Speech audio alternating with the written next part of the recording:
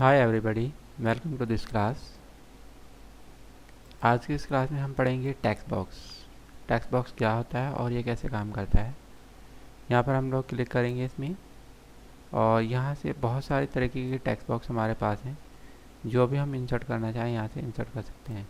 जैसे इस पर अगर मैं क्लिक करता हूँ तो एक सिंपल टेक्स्ट बॉक्स आ गया है। इसको इन नोट्स की हेल्प से हम लोग छोटा बड़ा कर सकते हैं। अगर हम कीबोर्ड से शिफ्ट की प्रेस करेंगे तो ये एक रेशो में इंक्रीज़ होगा दोनों तरफ से, मीन्स लॉग रेशो में। जितनी लंबाई बढ़ेगी उसी हिसाब से इसकी चौड़ाई भी बढ़ेगी। लेकिन अगर मैं शिफ्ट को छोड़ देता हूँ, फिर अगर मैं लंबाई बढ़ाऊँगा तो सिर्फ लंबाई बढ़ेगी, और अगर मैं चौड़ाई में इसको बढ़ाता हूँ तो सिर्फ चौड़ाई में बढ़ेगा। इसके अलावा इसका साइज़ हम यहाँ से भी कम ज़्यादा कर सकते हैं, यहाँ से और यहाँ से। लेकिन इसका भी अब हम देख सकते हैं, अगर हम इसकी हाइट बढ़ा रहे हैं तो सिर्फ हाइट बढ़ रही है और विड्थ बढ़ा रहे हैं तो सिर्फ विड्थ बढ़ रही है। हम चाहते हैं कि अगर हम कोई एक बढ़ाएं तो दोनों चीज़ रेशियो में बढ़ें, तो यहाँ पर क्लिक करेंगे और यहाँ पर लॉक एस्पेक्ट रेशियो को ऑन कर देंगे। अब हम कुछ भी एक चीज़ बढ़ाएंगे या घटाएंगे, कम करेंगे, तो ऑटोमेटिकली रेशियो में इसका साइज़ इंक्रीज़ या डिक्रीज़ होएगा।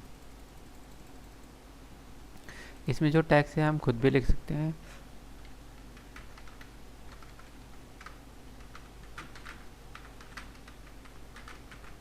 या फिर हम लोग अगर हमारे पास कहीं और कुछ टेक्स्ट पड़ा हुआ है उसको भी कॉपी पेस्ट मार सकते हैं।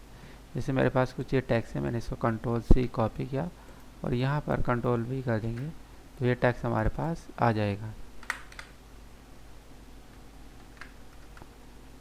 यहाँ से हम टेक्स्ट के ऊपर कोई भी टेक्स्ट वाले स्टाइल्स लगा सकते हैं। जैसे मैंने इसे जस्टिफाई कर दिया है, या मैं इसका टेक्स्ट साइज़ कम करना चाहूँ तो इस तरीके से टेक्स्ट साइज़ कम ज़्यादा कर सकते हैं।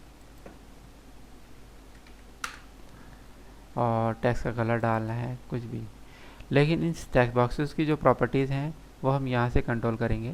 जैसे टेक्स्ट बॉक्स है, टेक्स्ट की डायरेक्शन हम लोग चेंज करना चाहते हैं तो वो सब हम इस पर क्लिक करके कर सकते हैं। या फिर हम लोग टेक्स्ट बॉक्स के स्टाइल चेंज करना चाहते हैं तो बहुत सारे स्टाइल्स हमारे पास यहाँ टेक्स्ट बॉक्स में मिल जाएंगे।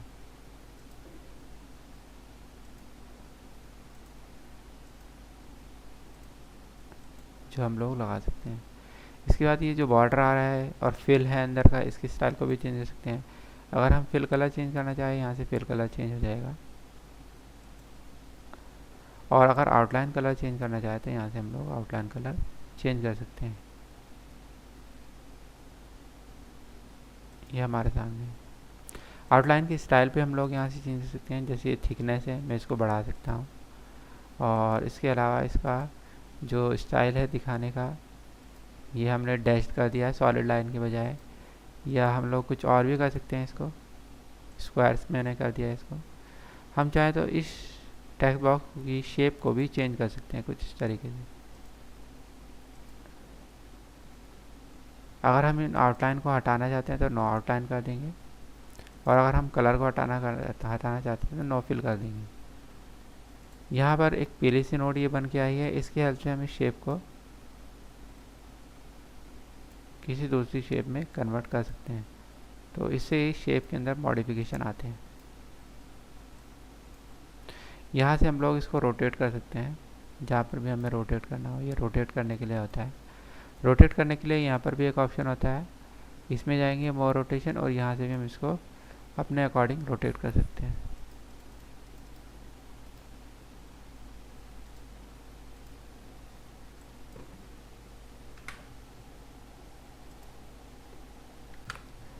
इसके बाद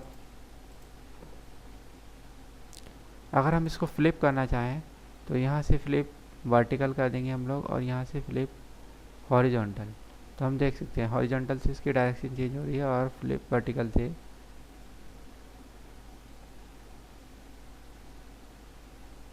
हॉरिजॉन्टल तो सही है, बट फ्लिप वर्टिकल से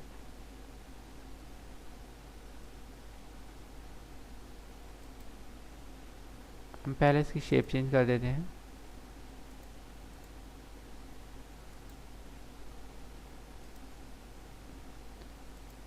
अब देख सकते हैं हम लोग फ्लिप वर्टिकल, अब इसकी डायरेक्शन ऊपर नीचे चेंज हो रही है।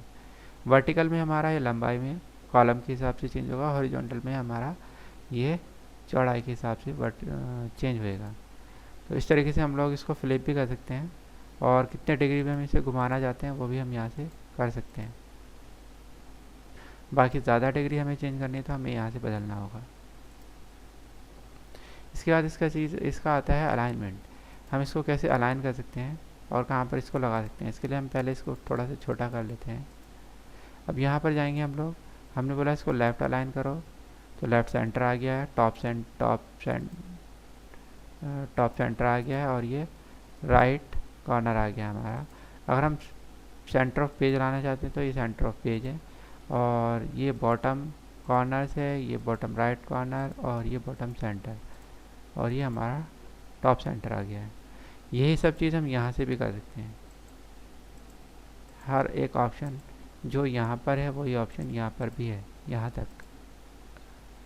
और अगर हम इसे खुद उठाकर अरेंज करना चाहें तो हम यहाँ से इस पर जब ग्रिप बन जाती है, जैसे हमने इसे पकड़ा, अब ये हमारे पास जब इस तरह की ग्रिप बन जाती है, ये 4 जो हमारा ग्रिप बन के आ रहा है एंकर, तो तब जाकर हम इसको उठाकर कहीं पर भी ले जा सकते हैं। तो इस तरह का सिंबल जब बन के आता है तो ये एंकर इसको ले जा उठाकर और मूव करके कहीं भी ले जाने के लिए होता है। हम इसकी शेप को एक बार फिर चेंज कर लेते हैं, इसके साइज़ को फिर से बड़ा कर लेते हैं, और यहाँ पर अब हम स्टडी करेंगे शैडो। अगर हम इसके पीछे शैडो लगाना चाहें तो शैडो लगा सकते हैं। इसके अलावा शैडो का कलर चेंज करना चाहें तो शैडो का कलर भी हम लोग चेंज कर सकते हैं। ट्रांसपेरेंसी बंद कर देंगे तो शैडो कलर डार्क हो जाएगा, ट्रांसपेरेंसी ऑन कर देंगे तो शैडो कलर लाइट हो जाएगा। शैडो को हम आगे पीछे अगर शिफ्ट करना चाहें तो वो भी कर सकते हैं। और एक चीज़ इसमें 3D होती है, हम इसको 3D शेप भी दे सकते हैं। ये हमारे सामने है, जिस तरह की 3D शेप हम इसको देना चाहते हैं। इसके अलावा 3D शेप को रोटेट भी किया जा सकता है। जिस तरीके से भी हम इसको रोटेट करना चाहें तो हम इसको रोटेट कर सकते हैं अपने अकॉर्डिंग।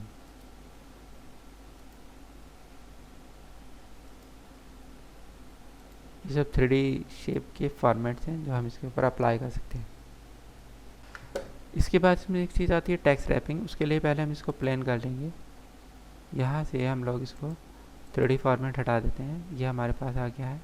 अब टेक्स्ट रैपिंग के अकॉर्डिंग करने के लिए हम पहले इसको छोटा करके यहाँ पर रख लेते हैं, और यहाँ से इस डेटा को हम लोग कॉपी करेंगे Ctrl+C और पेस्ट कर देंगे।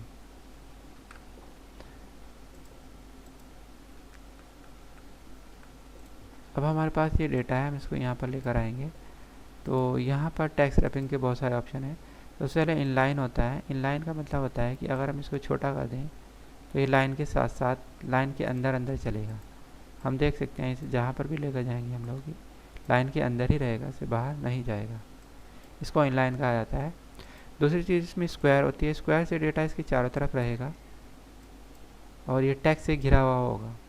तीसरी चीज़ इसमें टाइट होती है। टाइट से भी टेक्स्ट इसके चारों तरफ रहता है, बट ये कि टेक्स्ट इसके थोड़ा सा करीब, थोड़ा सा पास में आ जाता है, और बिहाइंड टेक्स्ट से ये टेक्स्ट के पीछे चला जाएगा। अगर इसको वापस लाना है ऊपर तो हम इसको यहाँ से इन फ्रंट ऑफ टेक्स्ट करेंगे। हम अगर कभी गलती से टेक्स्ट के पीछे कोई चीज़ छुप जाती है बिहाइंड टेक्स्ट और वो हमारी पकड़ से बाहर हो जाती है, जैसे इसको मैं पकड़ नहीं पा रहा हूँ, तो हम होम में जाएंगे और यहाँ पर सेलेक्ट ऑब्जेक्ट में जाकर इसको सेलेक्ट कर लेंगे, तब ये सेलेक्ट हो जाएगा। और फिर इसको हम बोलेंगे इन फ्रंट ऑफ टेक्स्ट, तो ये टेक्स्ट के ऊपर आ जाएगा, लेकिन अब टेक्स्ट इसके पीछे छिप गया है। इसी तरीके से अगर हम इसको टैप ऑन बॉटम बोल देते हैं तो टेक्स्ट ऊपर या फिर नीचे की तरफ रहेगा। अगर हम इसको थ्रो बोल देते हैं तो थ्रो से इसके टेक्स्ट चारों तरफ आ जाता है, लेकिन इसमें एक चीज़,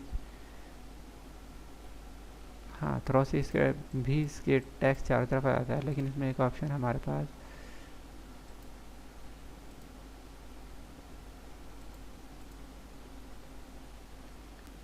इसमें एक ऑप्शन होता है हमारे पास टॉप एंड बॉटम। इसको ऑन करेंगे तो इससे हमारा टॉप एंड बॉटम को जैसे हम ऑन करते हैं, एक इसमें एडिट रैप पॉइंट होता है। यहाँ पर हमने इसे स्क्वायर किया या कोई भी ऑप्शन ऑन करेंगे तो जब हमारा एडिट रैप पॉइंट ऑन हो जाता है, इससे ये होता है कि जिस डायरेक्शन में हम रैप पॉइंट को खींचेंगे वहाँ से टेक्स्ट हटता चला जाता है।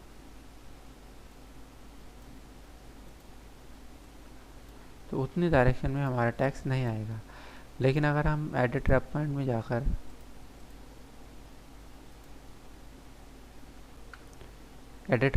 जाकर हम लोग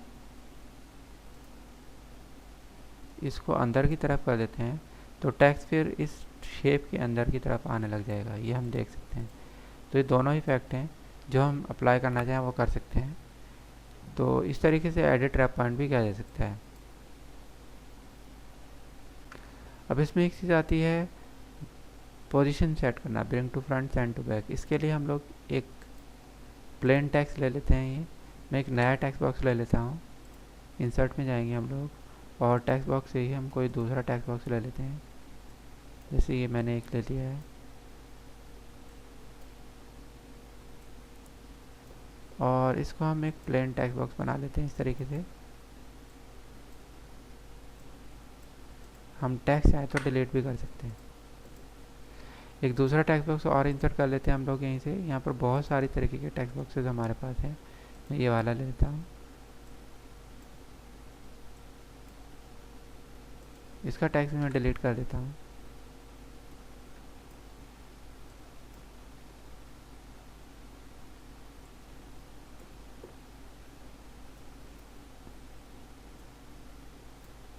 एक तीसरा टेक्स्ट बॉक्स और इंसर्ट कर लेते हैं हम लोग यहाँ से।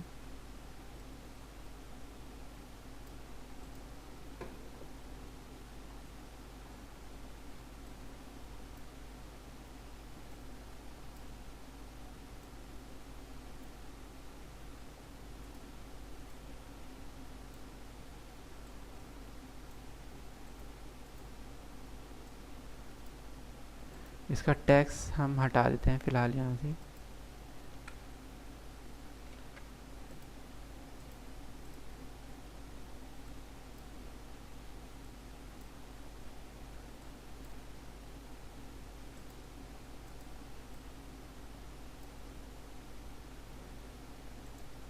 ये भी हमारे पास एक टेक्स्ट बॉक्स आ गया है।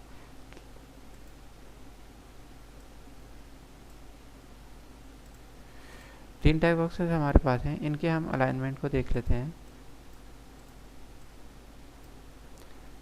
यहाँ पर ये टेक्स्ट सबसे पीछे हैं, हम इसको सेलेक्ट करेंगे, यहाँ पर जाएंगे। हमने बोला इसको ब्रिंग टू फ्रंट, सबसे ऊपर लेकर आओ, तो ये सबसे ऊपर आ जाएगा। लेकिन अगर हम इसको ब्रिंग फॉरवर्ड बोलते हैं तो ये सिर्फ अपने से जिसके नीचे है उसके ऊपर आएगा। यानी कि हम यहाँ पर देख सकते हैं ब्रिंग फॉरवर्ड में करता हूँ तो ये जो हमारा टेक्स्ट बॉक्स है ये नीले वाले के नीचे है, तो ये जस्ट उससे ऊपर आ पाएगा ब्रिंग फॉरवर्ड। लेकिन उससे पहले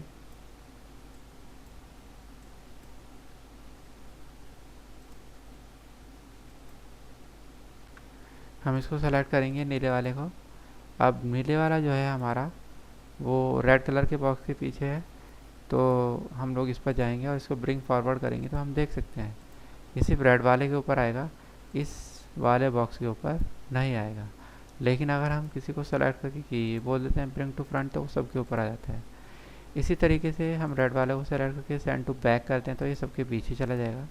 लेकिन अगर हम सेलेक्ट करने के बाद इसको बोलते हैं सेंड टू बैकवर्ड तो ये अपने से जस्ट एक पीछे जाता है, यानी कि जो इसके जस्ट पीछे था उसके पीछे ये छिप जाता है। लेकिन अगर हमने इसको बिहाइंड टेक्स्ट बोल दिया तो फिर ये टेक्स्ट के पीछे चला जाएगा और टेक्स्ट इसके ऊपर आ जाएगा। मैं इस वाले टेक्स्ट बॉक्स को ले लेता हूँ और यहाँ पर इसको बिहाइंड टेक्स्ट बोल देता हूँ। तो पहले हमें इसकी ये वाली प्रॉपर्टी यहाँ से बंद करनी होगी, स्क्वायर वाले, हमें इसे बिहाइंड टेक्स्ट करना होगा यहाँ से। तो अब देख सकते हैं ये टेक्स्ट के पीछे आ गया। अगर हम इसको यहाँ से इन फ्रंट ऑफ टेक्स्ट कर देंगे तो ये टेक्स्ट के ऊपर आ जाएगा। इस तरीके से टेक्स्ट के साथ भी इसको अरेंज किया जा सकता है। तो ये कुछ प्रॉपर्टीज़ थी जो टेक्स्ट बॉक्सेस की हमने ट्राई की हैं और टेक्स्ट बॉक्स के स्टाइल्स हमने ट्राई किए हैं। इस वीडियो में बस इतना ही।